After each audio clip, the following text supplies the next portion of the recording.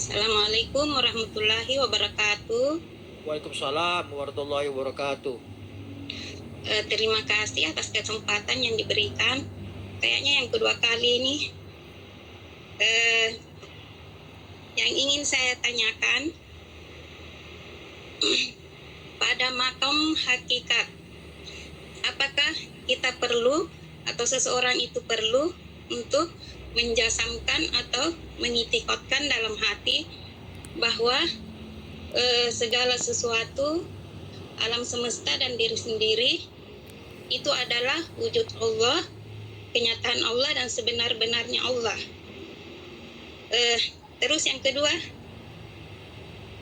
apa makna di dalam tasawuf akhir dalam sholat kita ada disebutkan nama Nabi Ibrahim, kama sholaita ala Ibrahim dan kama barakta ala Ibrahim.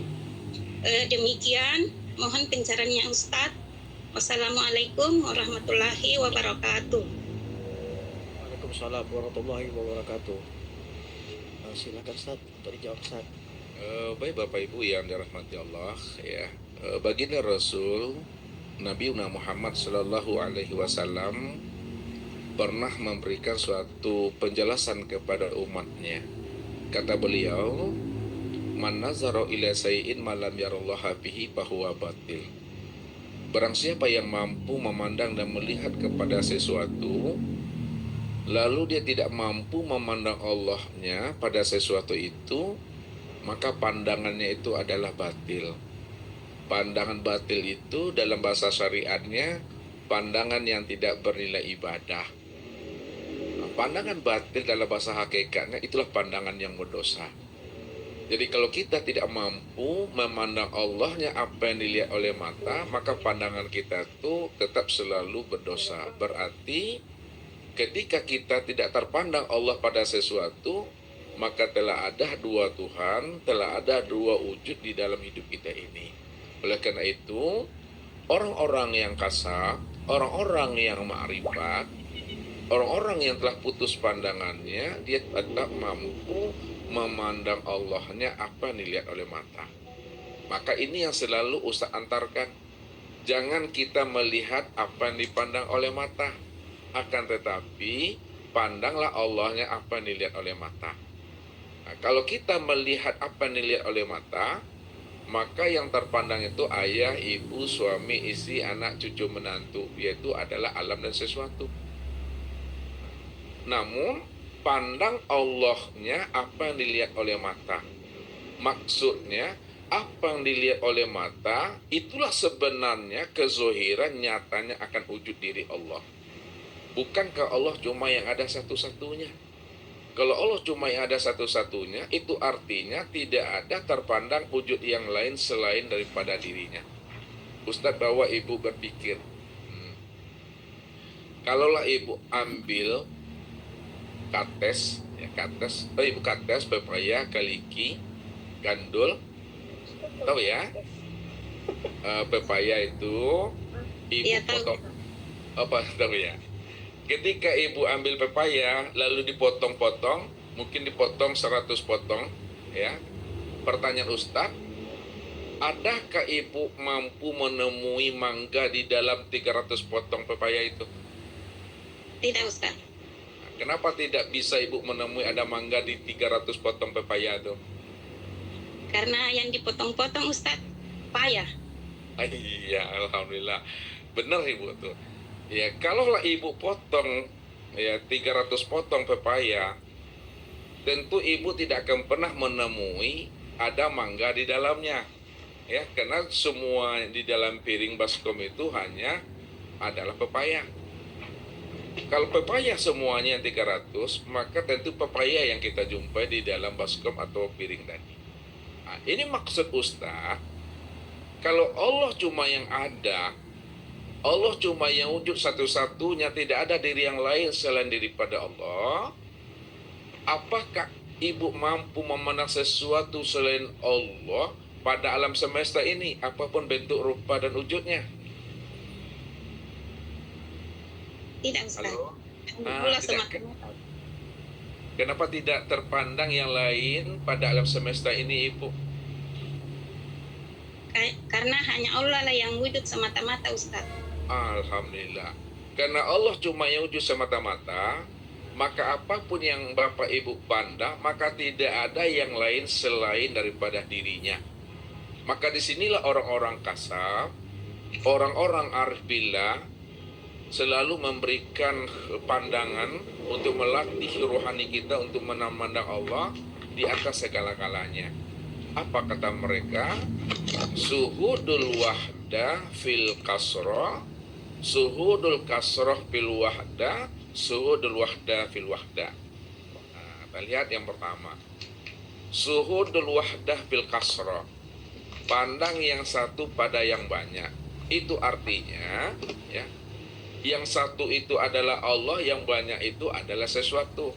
Kalau yang satu itu adalah Allah dan banyak itu adalah sesuatu, maknanya dari kalimat itu, Allah lah yang wujud dan yang nyata pada segala sesuatu. Allah yang wujud, yang nyata pada segala sesuatu. Maka sesuatu itu sebenarnya bentuk lain daripada rupa dirinya.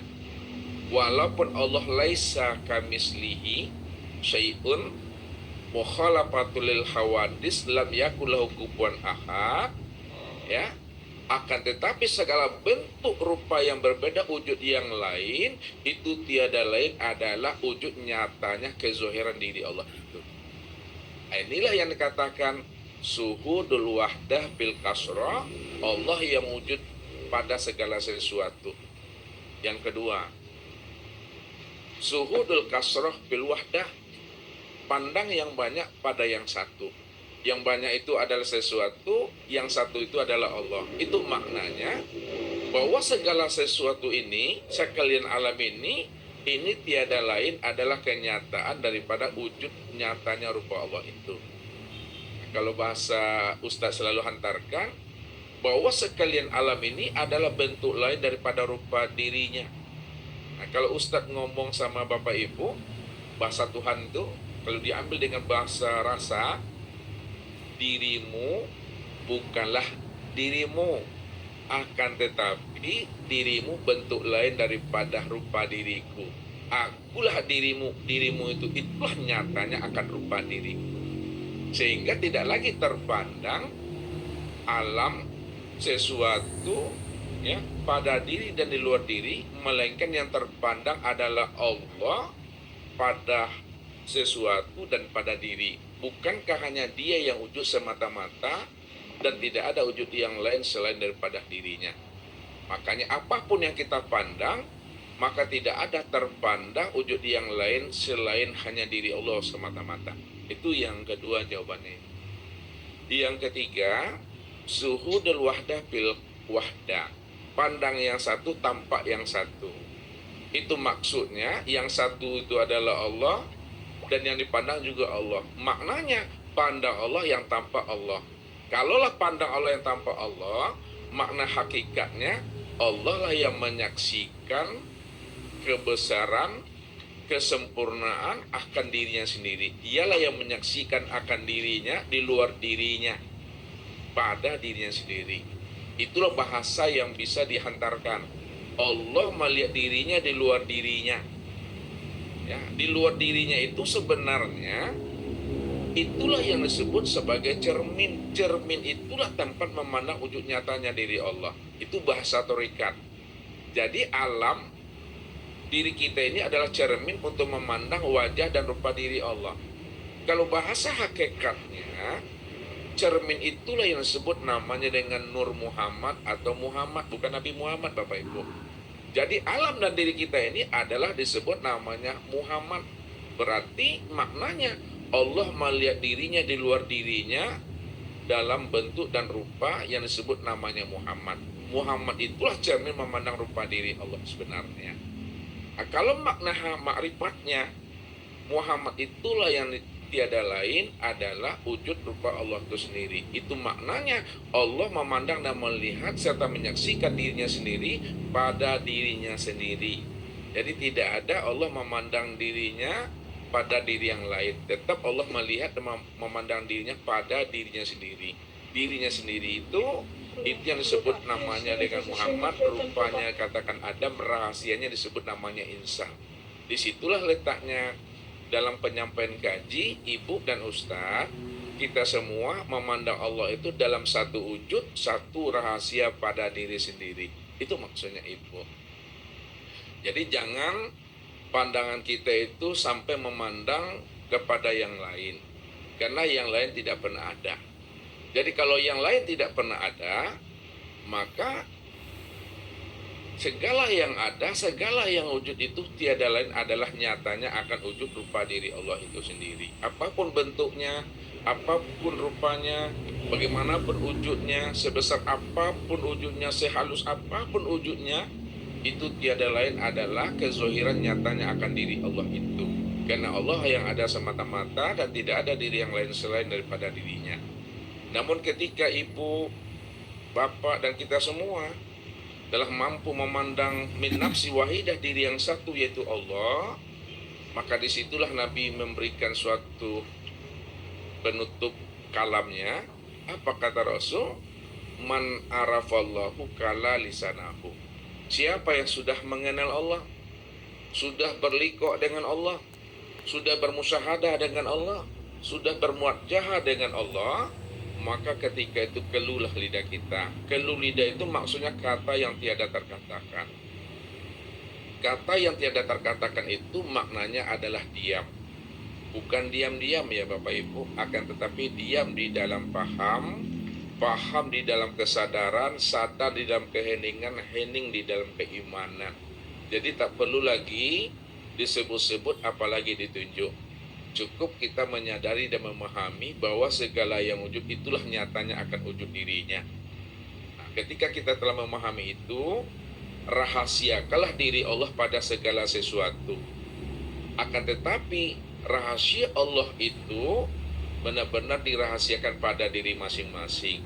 Jangan dikatakan Allah itu manusia, jangan dikatakan manusia itu adalah Allah. Sebutlah manusia adalah manusia, Allah adalah Allah. Jadi rahasiakan Allah itu pada diri. Walaupun ibu paham, kita semua mengerti bahwa diri ini adalah rahasia diri Allah, jangan dibilang Allah itu adalah manusia. Makanya gunakan bahasa keseharian kita, karena kita tinggal di alam dunia, alam syariat, maka pakailah bahasa syariat ketika kita berada di alam syariat ini. Nah, kalau kita gunakan bahasa syariat ketika kita berada di alam dunia ini, maka diri kita ini disebut namanya hamba Allah. Dalam bahasa tarikat, hamba Allah itulah cermin untuk memandang rupa diri Allah itu sendiri. Sedangkan hamba Allah itu dalam bahasa tauhid dikatakan wujud Allah untuk memandang kenyataan akan wujud diri Allah itu sendiri. Begitu memahaminya Ibu. Boleh katakan ayah, ibu, suami, istri, anak, cucu, menantu, tapi kita paham bahwa ayah, ibu, suami, istri, anak, cucu, menantu itu adalah ainullah, wujudullah atau hakikatullah. Tiada lain, nyatanya akan wujud Allah itu sendiri. Nah, kemudian yang kedua, ibu dan bapak semuanya, ya, disitulah kita memahami ya bahwa doa at-tahiyat yang disebut namanya munajat di dalam maqam sholat tadi itu, tentu kita memahaminya secara zahir dan batin ya. Secara zahir tentu adalah Nabiuna Muhammad SAW dan Nabiuna Ibrahim Khalilullah. Karena Ibrahim Khalilullah itu dikatakan ayahnya para nabi dan para rasul. Karena dari keturunan beliaulah banyaknya keturunan nabi dan rasul itu. Namun makna hakikatnya kita tilik ke dalam diri kita ini ya, bahwa Nabi Ibrahim Khalilullah walaupun beliau tidak diberi namanya kitab seperti Rasulullah Muhammad SAW diberi namanya Al-Quran, namun Nabi Ibrahim walaupun tidak diberi kitab kepada beliau tidak pernah mempersekutukan Allah dengan sesuatu. Disitulah dia belajar melalui alam ini. Makanya Allah katakan sanurim ayatina fil afaq wa fi anfusihim hatta yatabayyana lahum annal haq wa fil ardi ayatul lil mukminin wa fi anfusikum afala tubsirun. Kami telah memperlihatkan alamat kami, tanda-tanda wujud kezahiran kami pada sekalian ufuk ya, alam semesta barat dan timur ini, dan kami juga memperlihatkan alamat wujud kami itu pada dirimu hatta yatabayyana lahum annahu haq, sehingga kamu benar-benar melihat dan menyaksikan wujud kami yang nyata dan segala yang nyata ini. Disitulah dia belajar dengan matahari, belajar dia dengan bulan, belajar dia dengan bintang. Rupanya yang Allah Rabbul Izzati itu bukanlah bulan, bukanlah bintang, bukanlah matahari, akan tetapi adalah yang menciptakan bulan, bintang, dan matahari. Itulah dia belajar melalui alam. Namun alam yang sebenarnya, alam yang tidak ada huruf, titik, dan baris, alam yang sempurna itu yang disebut namanya alam mikro atau alam sogir, itu tiada lain adalah diri kita sendiri. Makanya dikatakan oleh Rasul, man tolabal maula bi ghairi nafsin faqad dolalan baidah. Barang siapa yang ingin mencari dan menemui Allah keluar dirinya, maka sungguh ia telah berada pada kesesatan yang sangat jauh. Jadi untuk membaca, untuk melihat dan menilik akan kewujudan Allah itu, kalau sama alam semesta ini terlampau luas cara kita memandangnya, ya, terlampau ribet kita mencarinya, maka cari, temuilah Allah itu pada alam sogir, alam mikro, yaitu pada diri sendiri. Wa bi anfusikum afala tubsirun, bahwa pada dirimu kenapa tidak kamu pikirkan, kata Allah. Jadi Ibrahim itu makna hakikatnya sebenarnya adalah bapaknya tauhid, di situ mendudukannya. Jadi Muhammad dengan Ibrahim itu, ya, dua yang tiada berpisah, dua yang tiada bercerai, dia di sana pemahamannya itu. Tiada lain adalah ruh itu sendiri yang sebenar-benar. Mungkin itu Ibu untuk sementara. Ya, terima kasih Ustadz pencerahannya. Wassalamualaikum warahmatullahi wabarakatuh.